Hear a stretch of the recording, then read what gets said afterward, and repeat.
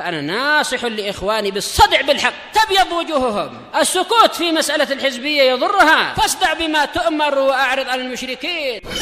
سلامي على دماج ورجالها والشيخ يحيى ودار العلم يا سعد بانيها. Bismillahirrahmanirrahim.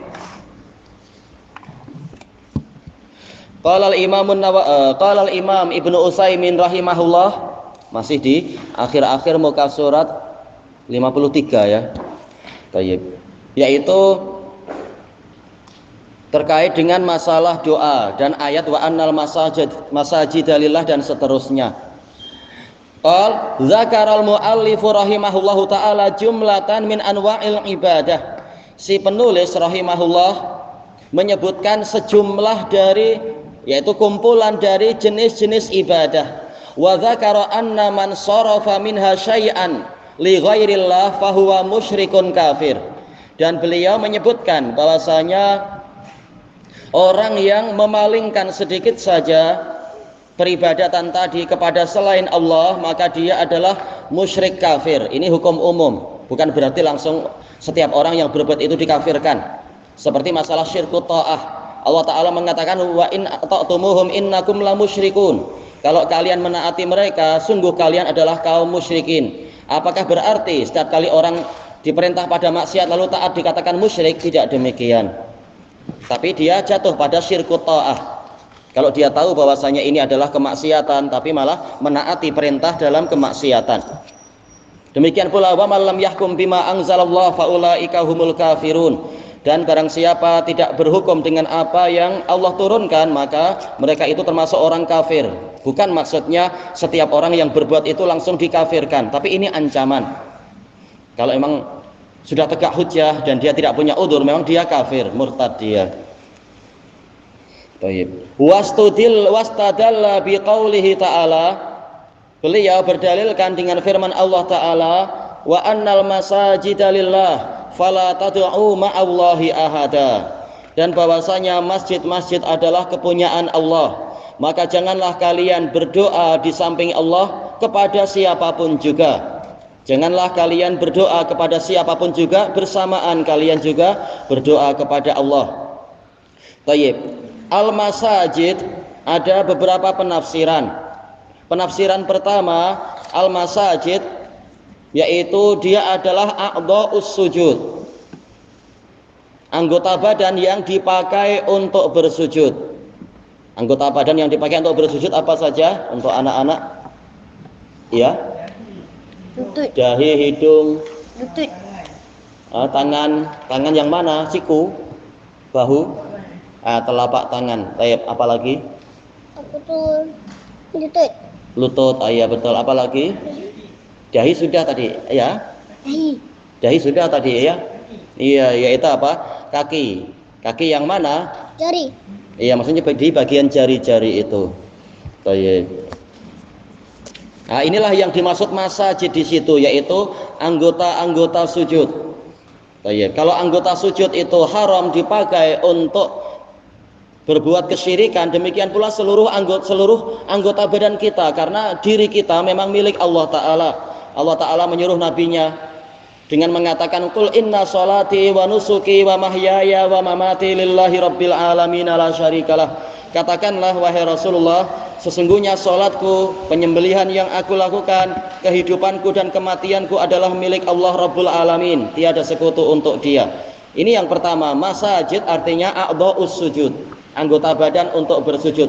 Yang kedua, masajid adalah mawadhi'us sujud, tempat-tempat bersujud, yaitu tempat ibadah. Seperti apa? Ya, masjid-masjid ini ada surau, ada apa istilahnya langgar kalau di Indonesia bilang.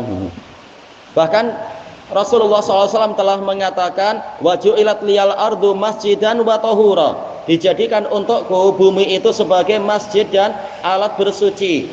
Jadi seluruh permukaan bumi itu juga tempat untuk bersujud, kecuali apa yang diperkecualikan. Intinya tidak boleh ada kesyirikan di muka bumi ini dimanapun berada. Baik. Di sini akhir ayatnya ada nakirah ahadan. Nakirah fi siyakin nahi. Tufidul umum. Ini kan larangan, janganlah kalian berdoa pada siapapun. Berarti ini umum, siapapun dia. La malakun muqarrabun wala nabiyyun mursal. Baik itu malaikat yang didekatkan, ataupun nabi yang diutuskan, ataupun wali yang diagungkan, ataupun yang lain-lain. Tidak ada yang berhak untuk disembah, tidak ada yang berhak untuk didoai, hanya Allah lah yang berhak. Wa bi qaulihi, kata Imam Ibnu Utsaimin, juga berdalilkan dengan firman Allah Ta'ala, wa may yad'u ma'allahi ilahan akhara la burhana lahu bih.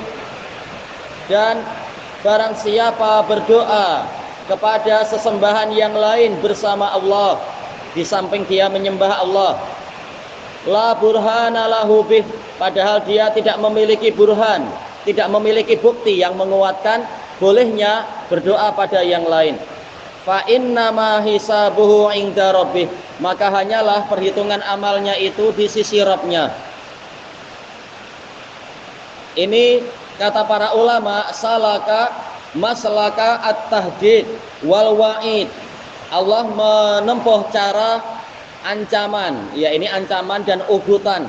Jadi bukan sekedar informasi, yang memeriksa adalah Allah. Ini semua orang tahu Allah yang memeriksa. Tapi untuk apa disebutkan di sini? Ini sebagai ancaman. Setelah diperiksa apa yang terjadi, Allah akan membalasi dengan keadilannya. Sesuai dengan kejahatan orang tersebut. Innahu la yuflihul kafirun. Hu ini dhamir sya'an, menunjukkan pentingnya kalimat yang setelahnya. Sesungguhnya orang-orang kafir tadi tidak beruntung. Ini menunjukkan barang siapa berdoa pada selain Allah maka dia kafir. Yuflih yaitu apa? Yafuzu bil matlub wa yanju minal marhub. Itulah yuflih. Dia berjaya mendapatkan apa yang dia inginkan dan selamat dari perkara yang dia takutkan. Kata Imam Ibnu Utsaimin, wa wajhud dalalati minal ayatil ula, sisi pendalilan dari ayat yang pertama, annallaha ta'ala akhbar, bahwasanya Allah Ta'ala mengkhabarkan, annal masajid, bahwasanya masjid-masjid, wahya mawadhi'us sujud, yaitu tempat-tempat sujud, au a'dha'us sujud, atau anggota badan yang dipakai untuk bersujud. Itu lillah, semuanya adalah kepunyaan Allah. Wa rattaba ala dzalik, Allah menjadikan hubungan sebab akibat. Kalau kita sudah tahu ini semua milik Allah, akibatnya apa?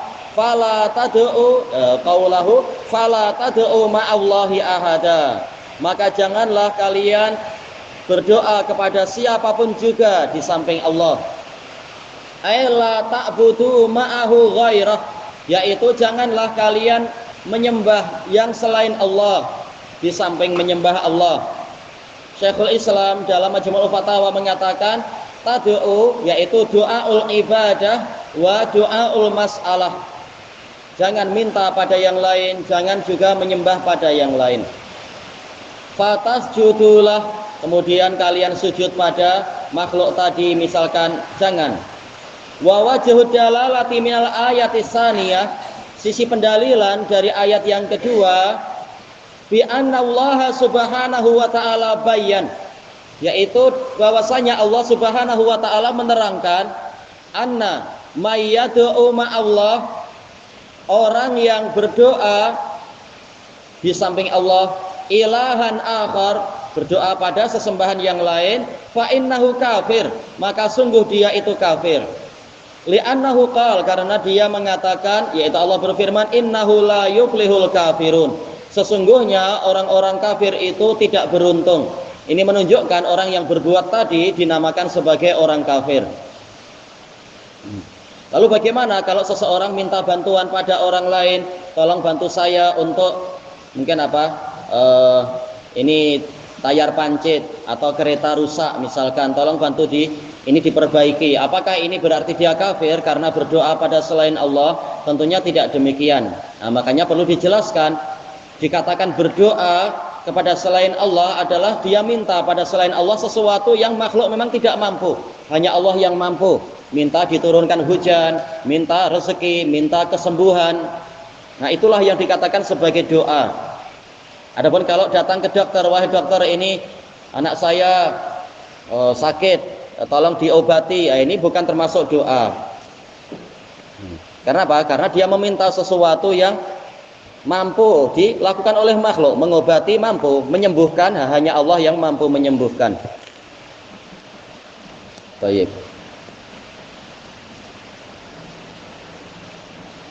Baik, pertanyaan untuk anak-anak. Kalau seseorang datang ke mana misalkan ya.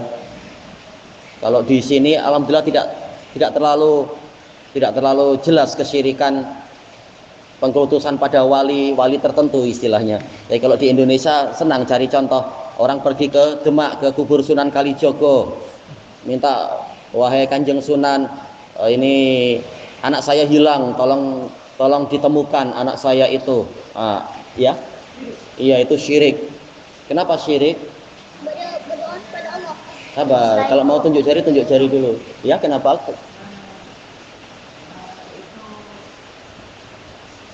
Kenapa sampai dikatakan syirik? Kan dia sakti. Iya, karena ini akan jelas hubungan dengan jin. Sunan Kalijogo sudah mati. Waktu mati aja tak mampu untuk gali lubang sendiri, tak mampu mandi sendiri, tak mampu mengkafani diri sendiri. Gimana masih disuruh jadi detektif? Cari anak hilang lah atau cari apa yang hilang. Ini kasihan. Saya ini sudah mati, saya sudah pensiun. Tolonglah jangan dikacau saya ini. Kalau mungkin masih mampu bicara. Baik. Nah, itu masuk dalam kesyirikan karena makhluk sudah tidak mampu melakukan itu. Yang lebih aneh adalah si wali sebelum mati berpesan, ini saya hutang sekian, jadi tolong nanti ahli waris tolong bantu bayarkan. Nah, setelah mati malah dimintai rezeki ini itu, bayar hutang aja tak mampu si wali itu. Ini keajaiban orang-orang yang banyak berbuat syirik itu. Baik. Kemudian disebutkan di sini wa fi qaulihi la burhana lahu bih. Di dalam firman Allah Ta'ala la burhana lahu bih, dia tidak memiliki bukti untuk menguatkan perbuatan dia tadi, mendukung amalan dia tadi. Isyaratun ila annahu la yumkinu ayyakuna burhanun ala ta'addudil alihah. Tidak mungkin ada bukti yang menguatkan bahwasanya sesembahan yang benar itu banyak. Fahadhihi sifat ini la burhana lahu bih sifatun kasyifatun mubayyinah. Sifat yang menyingkapkan, yang menerangkan lil amr, menerangkan urusan ini. Walaisat sifatan muqayyidah, bukan sifat yang mengikat. Sifat mengikat nanti menjadi syarat. Baik. Kalau sifat yang muqayyidah contohnya apa ya? Yaitu tolong bawakan kepada saya satu murid yang pandai. Nah, ini istilah yang pandai, ini sifat yang mengikat. Berarti murid yang tidak pandai jangan dibawa ke sini biar dia belajar dulu. Nah, yang pandai bawa sini, saya mau kasih tugas atau mau kasih hadiah atau apa dan sebagainya. Ini dikatakan sifatun muqayyidah, sifat yang mengikat.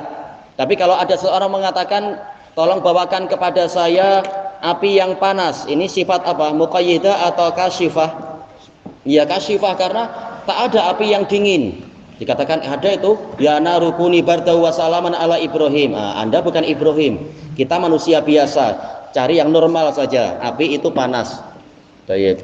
Kalau tidak, coba carikan adakah api yang dingin. Baik, nanti akan menyusahkan diri sendiri. Kita mengikuti hukum sunnatullah biasa, bukan mukjizat.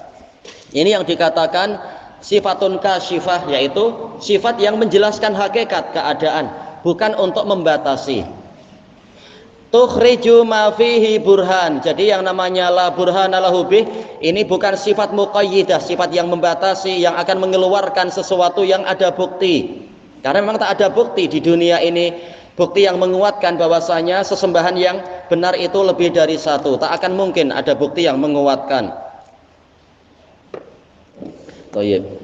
Li'annahu la yumkinu ayyakuna burhanun ala annama Allahi ilahan akhar. Karena tidak mungkin ada bukti bahwasanya ada sesembahan yang lain bersama Allah.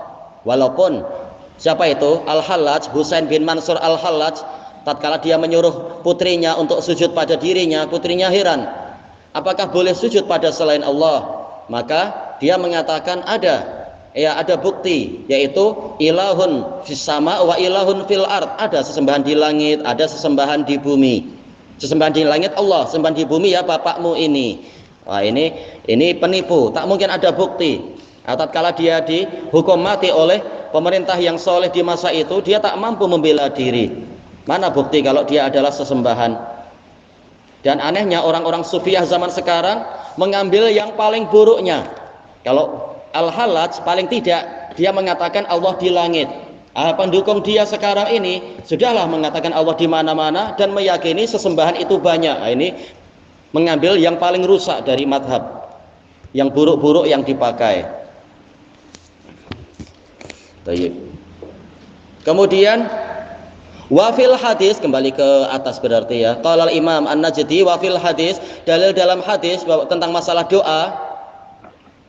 Ad-doa mukhul ibadah. Doa adalah otak dari ibadah. Wa dalilu qauluhu ta'ala, dalil bahwasanya doa adalah otaknya ibadah adalah firman Allah Ta'ala, wa qala rabbukum ud'uni astajib lakum. Dan Rabb kalian berfirman, berdoalah kalian kepadaku, niscaya aku akan mengabulkan doa kalian. Innal ladzina yastakbiruna an ibadati sayadkhuluna jahannama dakhirin. Sesungguhnya orang-orang yang menyombongkan diri dari peribadatan kepadaku, mereka akan masuk ke dalam neraka jahanam dalam keadaan terhinakan. Yaitu apa? Setelah menyebutkan ud'uni, doa, kemudian mengatakan an ibadati, menunjukkan doa adalah ibadah. Disebutkan dalam catatan kaki Imam Ibnu Utsaimin, hadza syuru'un minal muallifi rahimahullahu taala fi adillati anwa'il ibadah. Sebenarnya sejak tadi sudah mulai disebutkan masalah doa. Ini awal dari si penulis rahimahullah untuk menyebutkan dalil-dalil tentang jenis ibadah allati dzakaraha yang beliau sebutkan fi qaulih di dalam ucapan beliau, wa anwa'ul ibadatil lati amarallahu biha, dan jenis-jenis ibadah yang Allah perintahkan, mislul Islam wal iman wal ihsan, yaitu seperti Islam, iman dan ihsan. Wa minhu doa, termasuk darinya adalah doa ila akhirih. Fa bada'a rahimahullah bi dzikril adillati ala doa. Walaupun si penulis rahimahullah tidak mengatakan wa dalilud du'ai, tidak menyebutkan itu. Beliau mulai dengan menyebutkan dalil tentang doa. Wa sayati insyaallah tafsilu adillatil Islam, dan akan datang insyaallah perincian dalil-dalil tentang Islam wal iman wal ihsan tatkala membahas apa itu ma'rifatu dinil islami bil adillah. Wastadallal muallifu rahimahullah bima yurwa, si penulis rahimahullah berdalilkan dengan hadis yang diriwayatkan anin nabiyyi sallallahu alaihi wasallam, dari Nabi sallallahu alaihi wasallam, annahu qala, beliau mengatakan ad-du'a mukhul ibadah, doa adalah otak ibadah.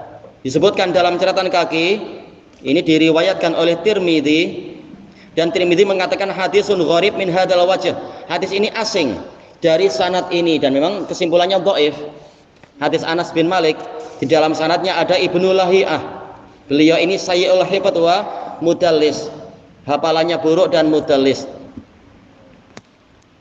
Dulu waktu ana memeriksakan tahqiq terhadap manuskrip Ushul Salasah ini, tatkala ana menyebutkan, ana menukilkan dari Al-Hafidz Ibnu Hajar kesimpulan bahwasanya Ibnu Lahiyah itu di samping sayyi'ul hifdz juga mudallis, lalu dicoret kalimat mudallis, tidak disepakati, padahal itu ada dalam kitab apa? Tahdzibut Tahdzib, dan juga ada dalam Maratibul Mudallisin dan lain-lain. Memang kenyataannya Ibnu Lahiyah bukan hanya sayyi'ul hifdz, dia adalah mudallis juga. Kita punya bayinah dari kalam para muhaddisun yang terdahulu. Intinya hadisnya lemah, tetapi cukup bagi kita hadis yang diriwayatkan oleh Imam Tirmidzi juga, yaitu hadis An-Nu'man bin Bashir radhiyallahu an, Rasulullah sallallahu alaihi wasallam bersabda, ad-du'a'u huwal ibadah, doa adalah ibadah itu sendiri. Summa qala, kemudian summa qara, setelah itu Rasulullah membaca ayat ini, Wa qala rabbukum ud'uni astajib lakum. Innal ladzina yastakbiruna an ibadati sayadkhuluna jahannama dakhirin. Hadisnya ada dalam riwayat Tirmidzi dan sahih. Juga ada dalam Jami'us Shahih punya Imam Al-Wadi'i. Itu lebih jelas dan lebih sahih bahkan. Ad-du'a huwal ibadah. Baik. Kelanjutannya besok insyaallah wallahu a'lam. Subhanakallahumma wa bihamdika la ilaha illa anta astaghfiruka wa atubu ilaik. Walhamdulillahirabbil alamin. Jazakumullahu khairan.